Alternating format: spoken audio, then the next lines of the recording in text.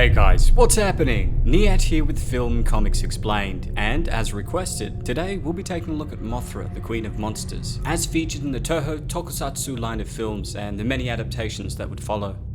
As I'd mentioned a few weeks back, due to the many requests I keep getting, I plan on covering all the kaiju scheduled to appear in the upcoming Godzilla, King of the Monsters. I've already covered Rodan, the King of the Skies, Godzilla, and the Mutos featured in the same series in videos I'll be leaving links to below. And with this video complete, next will of course be Ghidorah, the three-headed monster, so stay tuned for that in the coming week or two.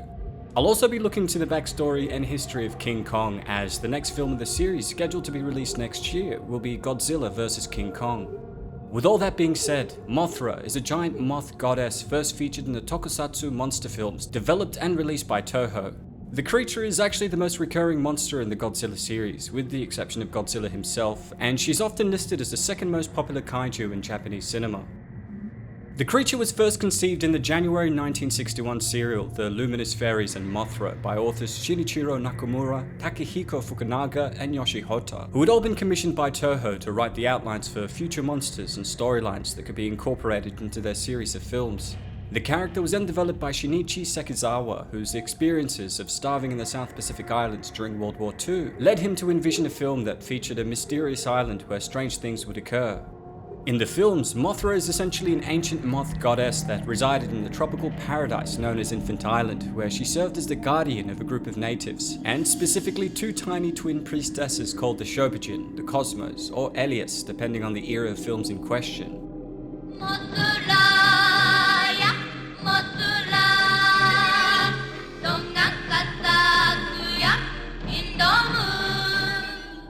The Queen of Monsters is an immortal deity, and despite having died multiple times, she's always reborn through a mystical process.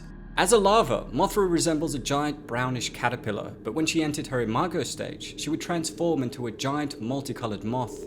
Having said that, though she's often identified as a moth, her design is more evocative of a European peacock butterfly with caddisfly mandibles. Though primarily known as a protector of her people and culture within Infant Island, when push comes to shove, she never hesitates to protect the planet as a whole, especially from monsters like King Ghidorah and Godzilla himself, who often transitioned from a protector to a menacing destructive force of chaos, depending on the story. Unlike the other monsters like Godzilla, Rodan, and King Ghidorah, Mothra is always on the side of good, and even when she comes into conflict with humanity, it's usually due to their interference with her home, Infant Island, and its inhabitants who are under her protection. This concept was first introduced and established in the 1961 film Mothra, which marked her first appearance in film. In it, we see her Shobijin, which were two tiny priestesses that accompanied her, and who also spoke on her behalf, getting kidnapped by the evil Nelson, who sought to exploit them for financial gain. After being awoken from her slumber, the Queen of Monsters launched a vendetta on mankind with the aim of retrieving her small beauties. Since that first appearance, Mothra has been seen in every era of Godzilla films, and as mentioned earlier, she along with Rodan, the King of the Skies, and King Ghidorah will all be making their first appearances in Legendary's Monsterverse with the upcoming Godzilla, the King of Monsters. They are the only guarantee that life will carry on.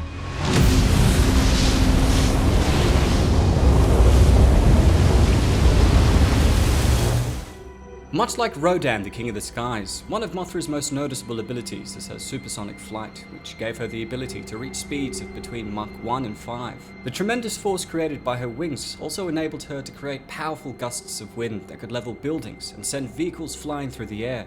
While her wings were quite fragile in comparison to the physical makeup of the other kaiju, the goddess had the ability to drop mirror-like scales from her wings that could act as a sort of reflective armor capable of bouncing back energy attacks at her opponents. The scales were also poisonous to her enemies, but due to the fact that they severely diminished her maneuverability, they would only be used as a last resort. In addition to her flying prowess, the goddess also had antenna beams that gave her the ability to fire laser beams, as well as stingers that could launch a barrage of poisonous attacks from her thorax. One of the most unique things about her was that if she were to find herself losing in battle with no chance of survival, Mothra had one final attack known as the Kamikaze, where she would in essence charge at her enemies and explode, destroying herself and her opponent in the process. While this may seem like a pointless attack that would destroy Mothra, the reason why she had no problem with carrying it out was due to her most prominent ability, which was her power of immortality, enabling her to be reborn after death, much like the mystical phoenix of Greek mythology that would either regenerate itself or be reborn in cycles, rising from the ashes of its predecessor.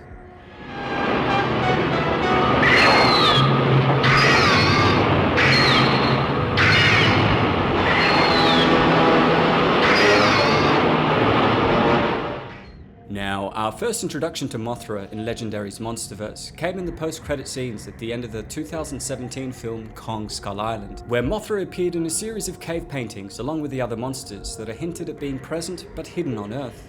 Though it's not yet clear whether her backstory involving Infant Island and her Shobijin will be introduced in the upcoming film, what we do know is that Mothra is said to currently reside in the Yunnan rainforest located in southwest China. On the film's promotional website, it's explained that from erased Nazca lines to the hidden temple of the moth, the name Mothra has been woven through the most secret mythologies of our planet. The folklore and fairy tales told of a winged creature of blinding light, an angel of the clouds whose godlike luminescence has the power to shatter the sky. We're also informed that there was a Monarch containment crew currently observing her with sonar technology that suggested that she was about to wake up from her ancient slumber, and we actually get a few glimpses of this in the trailer. The promotional material also reveals that her body was more reminiscent of real-life moths, and that, in her adult form, she was capable of emitting beta-wave bioluminescence that could be projected through the intricate patterns on her wings and weaponized into destructive and blinding rays of light. Though Mothra looks as though she's the most heavily redesigned monster in the series, I really hope that they keep her personality as a powerful and just protector of the world, as that was what really set her apart from the other monsters in the Toho series. I mean, as I'd mentioned in my video on Rodan, it was Mothra that tried to convince both Godzilla and Rodan that they needed to work together to defeat the powerful three-headed King Ghidorah, and when they refused, she had the courage to face him alone, nearly dying in the process, which led to the other kaiju eventually backing her up.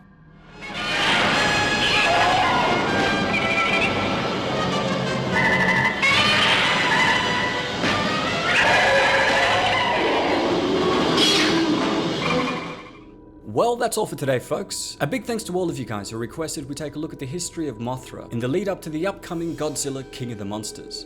Don't forget to hit subscribe and click the notification icon to stay up to date on all my content, and if there's anything else you'd like to request, please don't hesitate to ask. As always, it's been a pleasure. Nihat here with Film Comics Explained. Thanks for stopping by.